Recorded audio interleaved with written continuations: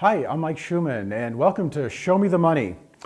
Mike Schuman of Vermont VA Federal Credit Union, and if you were here for our last show was kind of a special show because it was during the craziness of the stock market and the volatility that was happening at the end of August, which was scaring the heck out of a lot of people, and they were scared or they were putting their heads in the sand or what have you. So we're trying to give a little bit of information to make people feel better. And that was around August 24th, 25th or something along those lines when we shot that show, and the show came out a few days after that. Well, if you had taken that advice, and it would have been darn good advice, ultimately you would have been, up from today when we're shooting the show, up about 6%. So the idea is that it scares the heck out of people when the market is volatile, meaning down mostly, but volatile in general, up and down, but mostly down. But it's about patience, and here we are even 6-7 weeks later, and if you had been patient or if you had bought it with cash that you may have had to the side, you would have actually benefited 6%. So 6% in the matter of 6, 7, 8 weeks, that's a pretty good deal. So the idea is that we're about making you successful financially, and these are best practices that we talk about. So that's the first message that we want to get out there. Last Thursday was International Credit Union Day, and which is fun for us because we put out some cider and cookies and so on and so forth, and some fun stuff for our members and prospective members if they come in. And this year's message was people helping people, and that's really what it is. We have great staff that's out there to try to help people, our prospective member owners or existing member owners, because you're not a customer, you're not a client, you're a member owner when you put $5 into a savings account. So if you have any questions for me or for future topics or anything for future shows, my email address is mike@vtvafcu.com, as in Federal Credit Union. So anyways, let's get this show started for Show Me the Money. And what we're doing is, and we've done this in the past, is topics we've had on our Facebook page. And it's really good information that we put on there on usually a daily basis. Sometimes we have 1, 2, 3, 4 different items that go on there during a business day.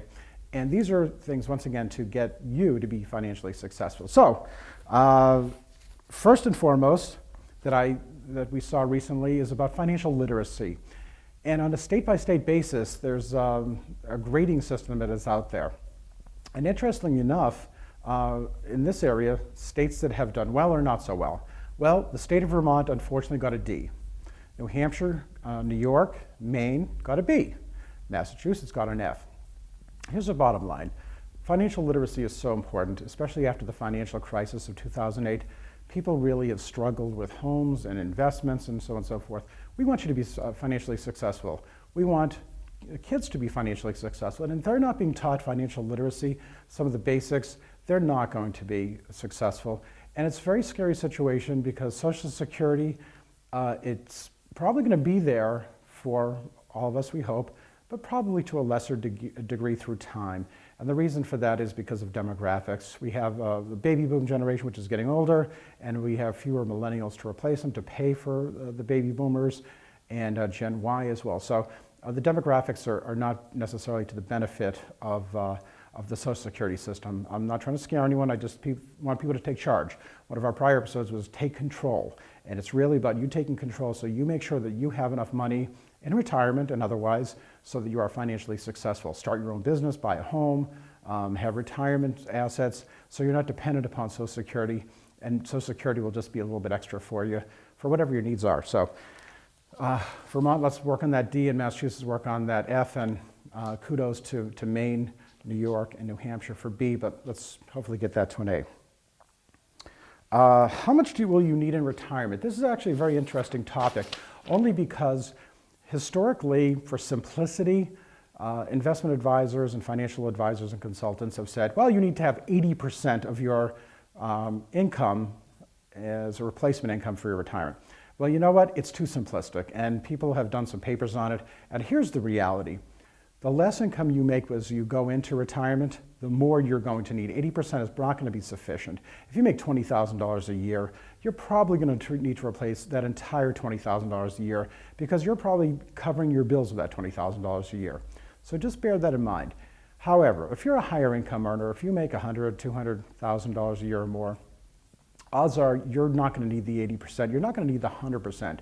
What you're generally going to need, and it is based on what you pay out in expenses now. If you don't have a mortgage, you're certainly going to need less, but even if you do have a mortgage, whatever your expenses are presently is what you need for your replacement. That's first and foremost. Beyond that, you should have a little bit of a cushion for health insurance, health care, because even though you may have Medicare, there are other payments, co-pays, et cetera, that you're going to have to pay in the future. And if you plan on traveling when you first start out in retirement, you're going to need a little extra there too. So whatever your expenses are today, plus a cushion for those two other things, is probably a good amount. So just figure out what you're paying now on a budget or outside a budget, but just figure that out and then add a little extra for those two other things. Now, something else that was on our Facebook page recently, 12 things financially successful people do differently. And obviously, if you are financially successful, this may validate exactly what you're doing, which is great. And if you're struggling, you're looking for good answers, that's the idea. That's why we have this information on our Facebook page. And it's free to you. Look for facebook.com and look for Vermont VA, VTVA, FCU. And we have something there every day. And oftentimes we have the video of the show on there too. And it should be fun to watch some of those as well, some of the past episodes. Anyways, what would financial success look like for you? Certainly, everyone has a different definition. It's about having more money than I know what to do with. That's usually a best practice. It's about making wise decisions with the money that I do have.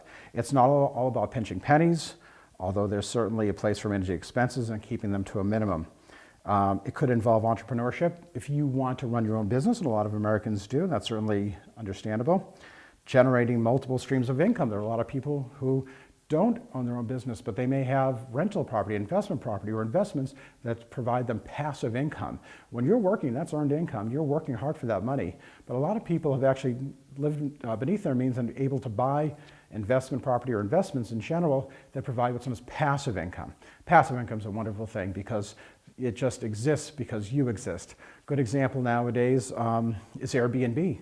I've used it for my place. Airbnb, essentially you list your property and you put it out there, and I could be gone for a week and I could have people staying in my place, not for everyone, but because there may be some safety concerns, which is understandable, but you just put it out there. And when I was on vacation for a week, I actually had a source of income to offset that vacation, so that was kind of nice. Anyway, so that's something else. It's about creating more freedom, time to do things. That's the general idea when you're creating, when you're successful. Anyways, there are 12 things we're looking for. First and foremost, once again, if you're working for someone else and you're comfortable, that's fine. If you want to start your own business, keep an eye out for entrepreneurship. Small businesses are the growth engine of America's economy, and sometimes they grow to large businesses, but even still, it can be a source of good income for you as a regular thing, and it's nice being your own boss. You want to assemble yourself with a team of experts. It's always very helpful, and personal finance is no different. CPA, certainly helpful to make sure you're doing the right thing. If you're using an investment advisor, make sure that they are reasonable as far as their fees. There's been some discussion about being a client of some of the major brokerage firms. Well, they want high net worth clients, and they charge a lot of fees. So you just have to be careful about stuff like that.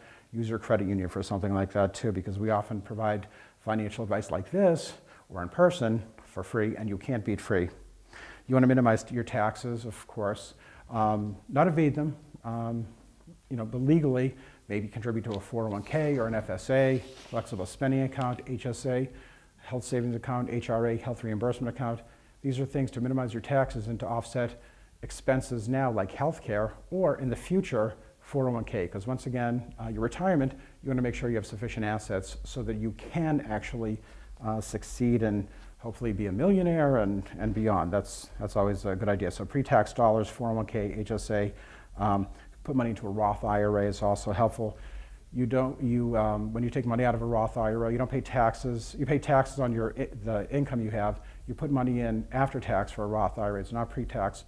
It grows tax deferred, and then you can pull it out without paying any taxes. So that's very, very good. Never stop educating themselves. These are, once again, a hint that people who are financially successful. That's why we talked about financial literacy at the beginning of the show. Keep educating yourself on these things. I would say that my degree when I was an undergrad had nothing to do with what I'm doing presently, but I realized that I really needed to learn a lot more because this is the industry that I chose. So ultimately, I wanted to make sure that I gained a level of expertise, and here we are, and hopefully that is the case. and that's why I'm here. Build wealth. Once again, you want to live, I've always said this, take control, live beneath your means, take that excess and invest it in a 401k, in a Roth IRA, in investment property. These are all good approaches so you can build wealth. You live beneath your means and invest the rest.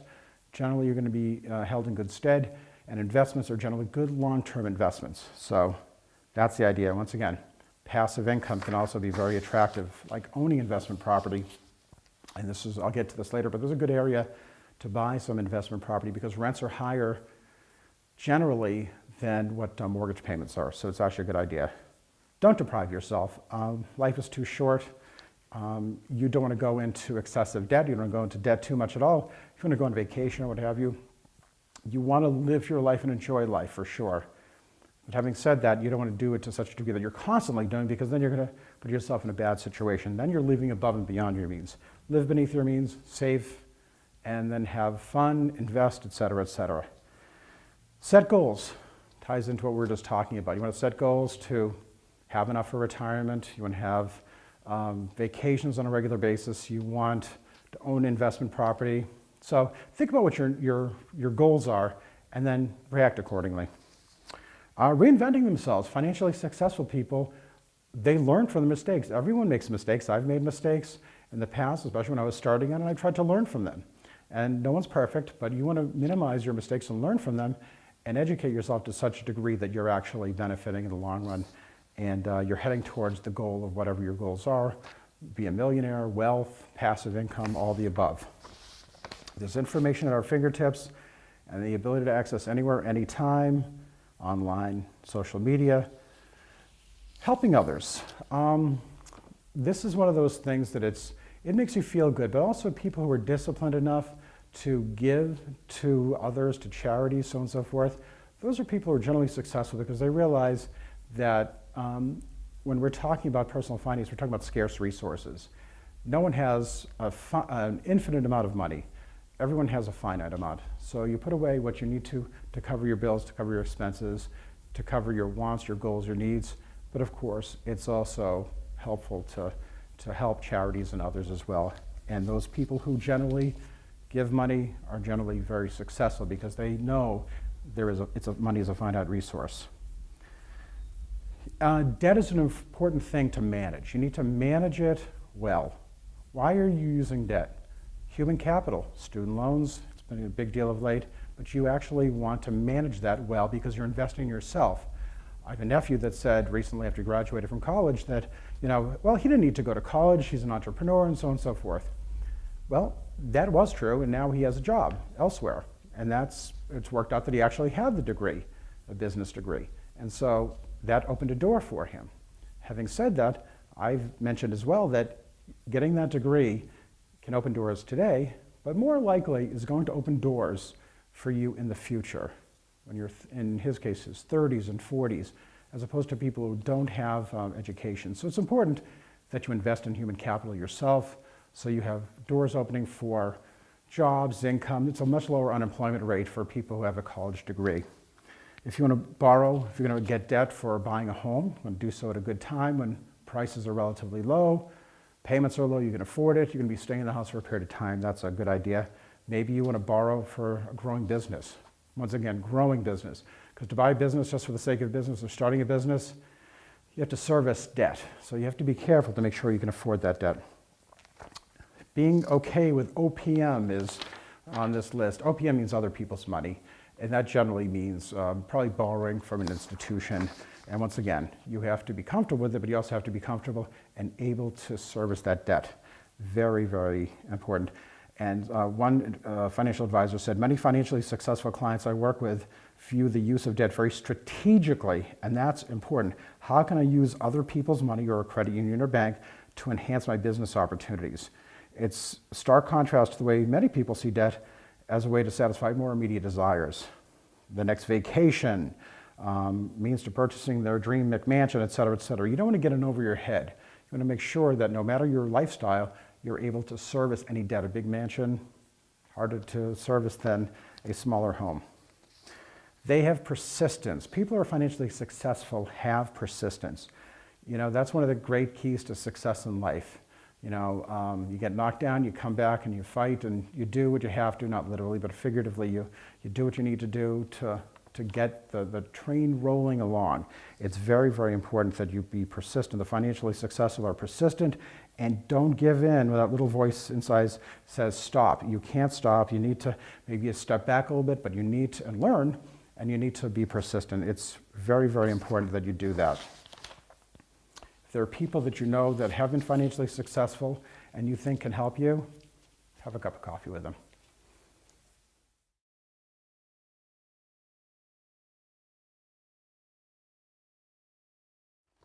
Welcome back to Show Me the Money. I'm Mike Schuman from Vermont VA Federal Credit Union.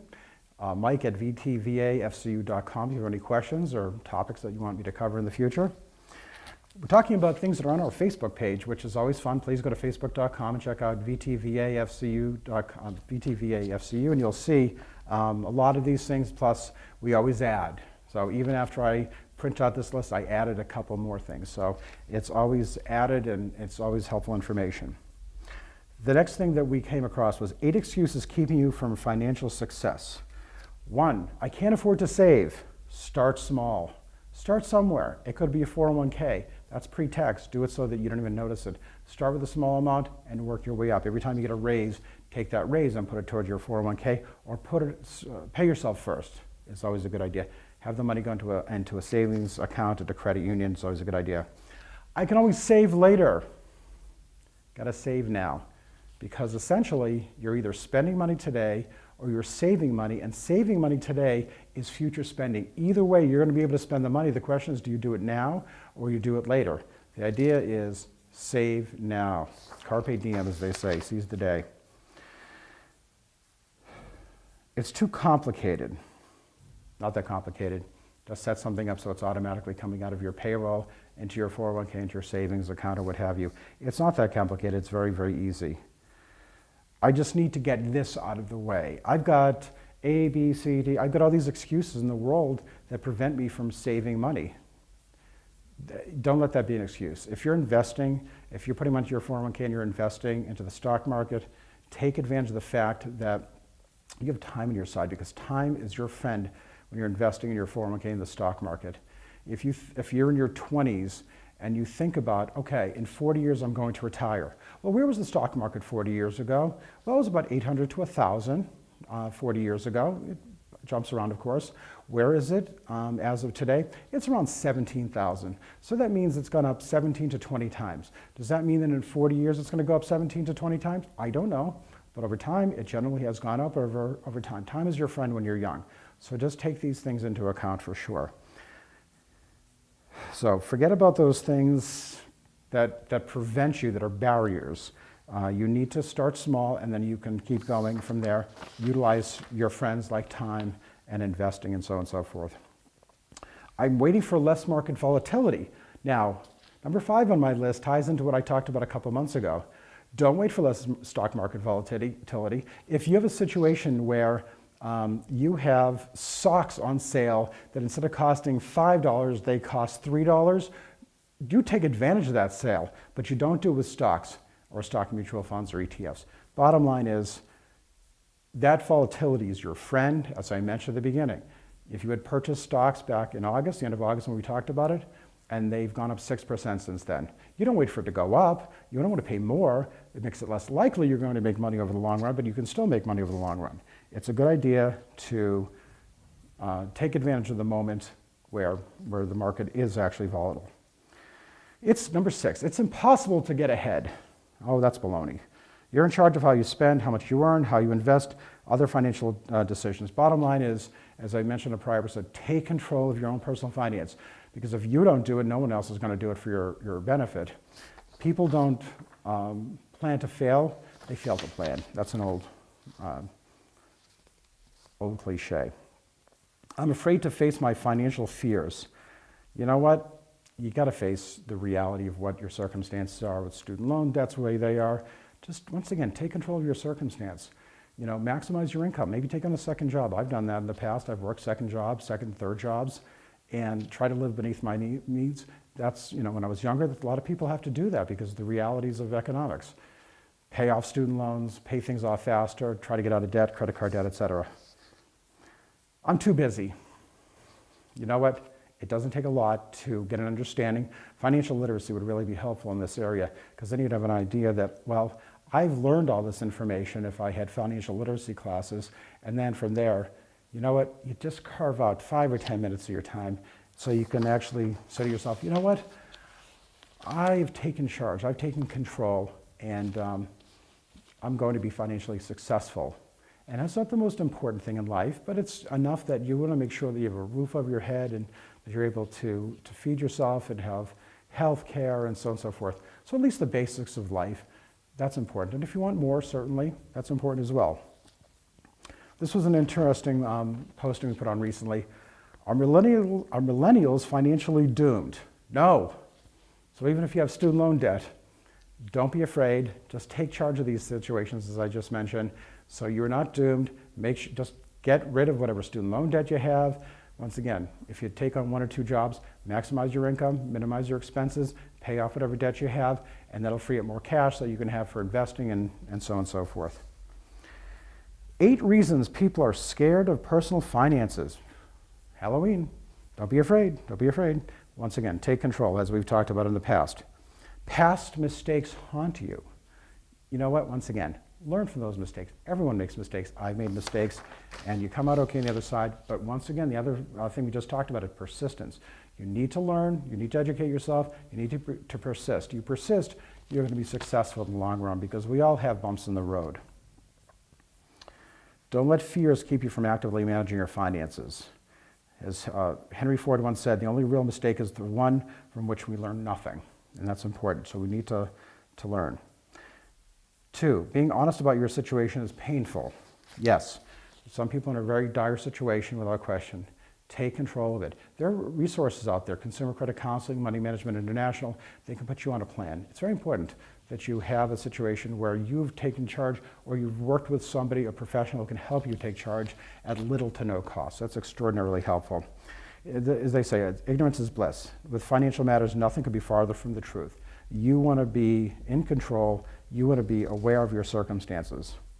Financial jargon overwhelms you. I've talked about ETFs and stock indexes and all this other stuff. Don't be afraid of that. Learn about it.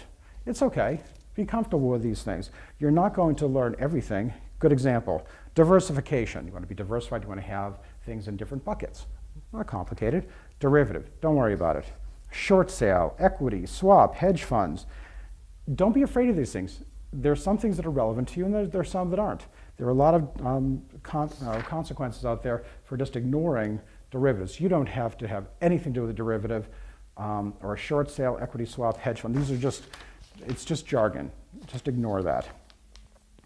A good financial advisor will be able to explain the concept in clear terms for things that are relevant to you, and that's important too. Or, once again, come to your credit union and learn these things. The stock market intimidates you. When it goes down, everyone gets scared. We talked about that a couple months ago. Don't be afraid of that. That's an opportunity. That's a buying opportunity because you have to remember where it's a short-term down that over the long haul has a tendency to go up. So if you look where we were 5 years ago, even 7 years ago when we had the financial crisis. 7 years ago, the stock market went down to about 6,500 as of March 9th, 2009. That was the exact date of the low. Well, it's almost tripled since then. That's pretty good. That should not intimidate or scare you. That becomes, you have to turn it on its head, it becomes a buying opportunity. Handing money over to a stranger makes you squirm. Then don't. Because if you can do it yourself, then ultimately you can control things more so. You can control where the money goes. You can learn to diversify into putting different money into different vehicles. Low expenses. So don't do it then. But if you can get free financial advice, then that's obviously powerful as well from good people who understand what they're talking about. If you want to start a business, go to SCORE, the Senior Corps of Retired Executives. That's helpful. They can help you put together a business plan. Go to a credit union. Go to some places that provide you the information that you need so that you will be financially successful. You worry about job loss. That's a scary thing. It's even more reason to save. It's a scary thing. We're in a scary economy. If you've got a good job, that's great. If you're self-employed and things are going well, it's a growing business, great. But save. Always save. This is just another reason to do so. You fear outliving your money, which is a legitimate concern, but once again, you want to make sure you have a buffer so you have a little bit of cash saved so you could either invest it so you get passive income, or even if the market goes down, you have cash so you could actually buy in. But bottom line is that you just want to be putting together a plan to succeed. It's really, really important. Now, you think debt is just a part of life. It depends on what it is. We just talked about that. If you're getting a mortgage and you're buying a house or a condo or something like that at a reasonable price, well, that's probably good debt. Human capital, you're investing, you're doing student loans. You don't want to do too many of them, obviously, and you want to make sure your investment comes out okay in the end. It's very important. So just be careful that you can actually have control over your debt so you can service your debt. Some of these things we're just repeating ourselves to a certain degree, and that's not our intention, but these are just very common things that do occur when it comes to personal finance. You want to go from hopelessness to hope. Once again, take control, take charge, learn, educate yourself, be persistent. You do all these things. I know it is redundant to a certain degree, but the reality is these are just very common sense things that are going to help you build wealth. And many of you may have heard about the gentleman who worked at a Brattleboro gas station who didn't make a whole lot in his life, but he didn't spend a whole lot in his life, and he invested, and he passed away within the past year or so, and he was, I believe, in his 80s, late 80s, and he worked at a library, he worked at a gas station. He never made a ton of money. He left $8 million to charity, including the local library we used to work. That is an extreme example, but you can just do it to a lesser degree and you can still walk away with about $1 million or more dollars, and that's the idea. You want to build wealth so you can, as one radio talk show host talks about, building critical mass. That essentially means that you have enough income that you can live on without working. And if you want to work, that's a choice. So please take these to heart.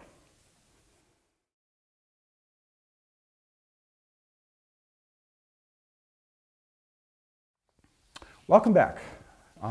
This is the last segment of Show Me the Money. I'm Mike Shuman of Vermont VA Federal Credit Union, and these are postings on our Facebook page. So please go to our Facebook page, facebook.com, Vermont VA FCU, VTVA FCU, so you can see some of these postings, plus new ones that we put on there on a regular basis, or the show if you really find it to be entertaining, and I certainly hope you do, and informative.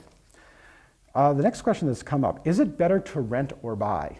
Well, it depends on the market that you live in. And in this particular market, rents seem to be pretty high relative to what you can buy, and that depends to a large degree. But this is a market that looks like, you know what, rents are higher than buying. If you're going to be in this area for a while, you should buy, because it really makes a lot of sense over the long haul. First of all, your payments are low, and second of all, real estate has a tendency over time to go up.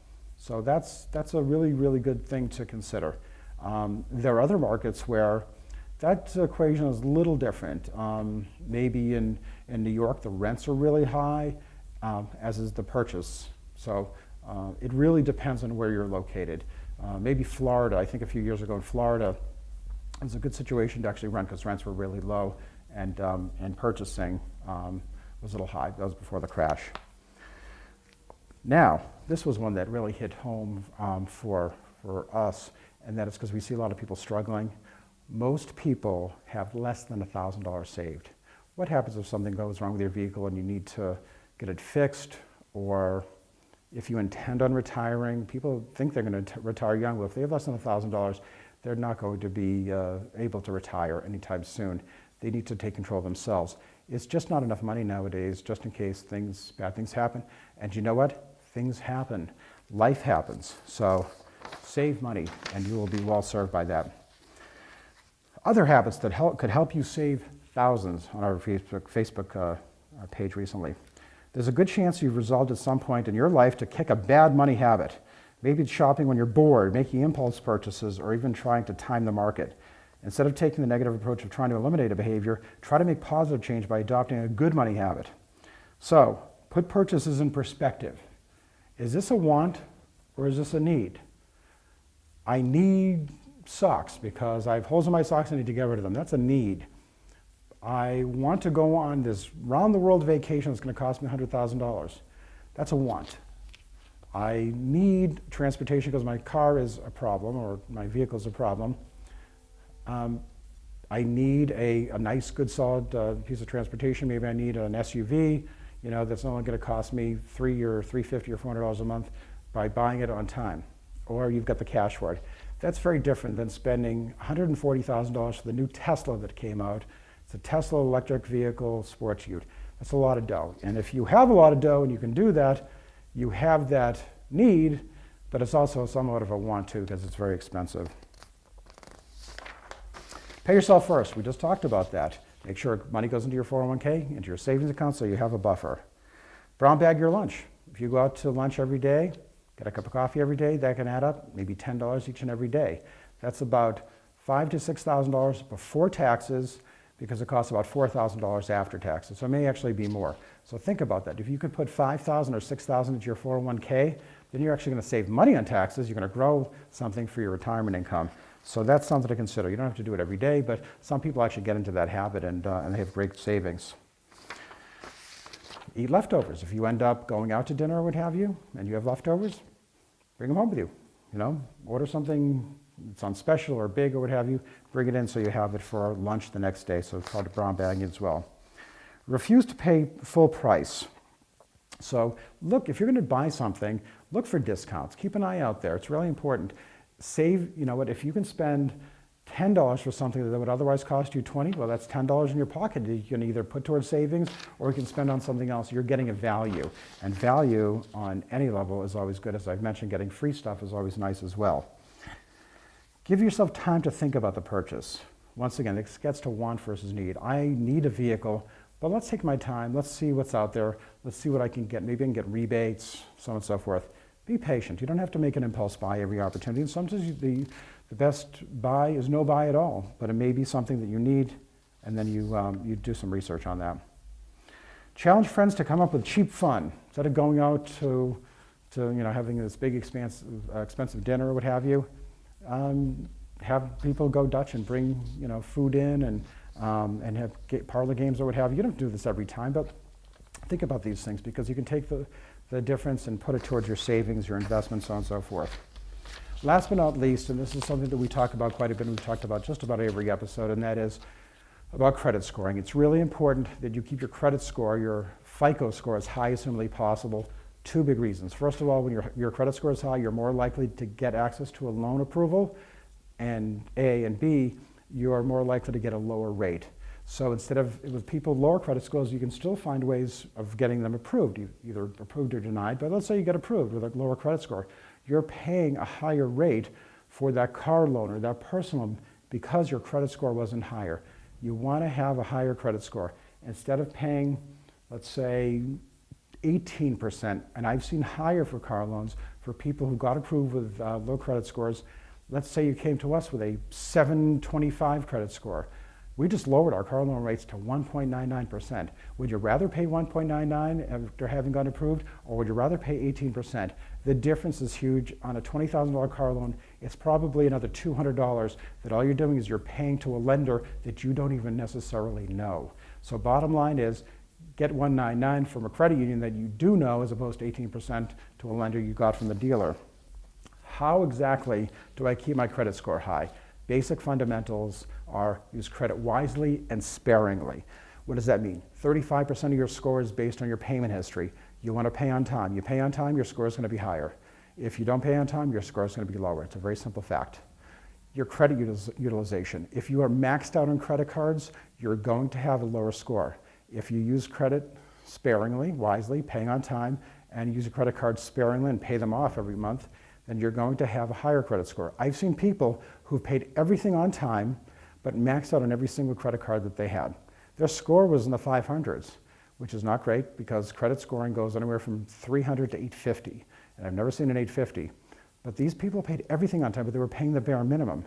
That's not helpful. You want to keep your balances low, your limits high. You don't want to close lines of credit unless you have a replacement line in advance of doing that. And generally, you close one credit line because they may be charging you an annual fee. So just bear that in mind. 15% of your credit score is based on your length of credit history. The longer you've had credit, the higher score is going to be. So people who are just starting out establishing credit, they're not going to have as high a credit score. So once again, be patient. Establishing credit is a process. It's not as if the bell is rung, I started establishing credit, and boom, I'm done. It doesn't work that way. It's a dynamic process. 10% of your credit score is new credit. So if you're taking on new credit, it has a minor negative because of the inquiry and a minor negative because of a new line of credit. So that's 10%. It's not a big deal, but it's something. So be aware of that. So you don't use credit wisely and sparingly. You don't apply for it unless you absolutely need it, like a car loan. Good example. 10% is your credit mix. What does that mean? Generally, loans are either lines of credit, like a credit card overdraft protection or home equity line of credit, or they're term and installment loans, like a mortgage, a student loan, car loan, personal loan. So if you have only installment term loans and no lines of credit, your score will be lower. If you only have lines of credit and no term loans, then you're going to have a lower credit score. But if you have a little mix of everything, it shows you can handle a variety of different credits to you. Well, that's this show, Show Me the Money. If you have any questions or you have any ideas for topics in the future, Mike Schuman from Vermont VA Federal Credit Union, Mike at vtvafcu.com. Thank you.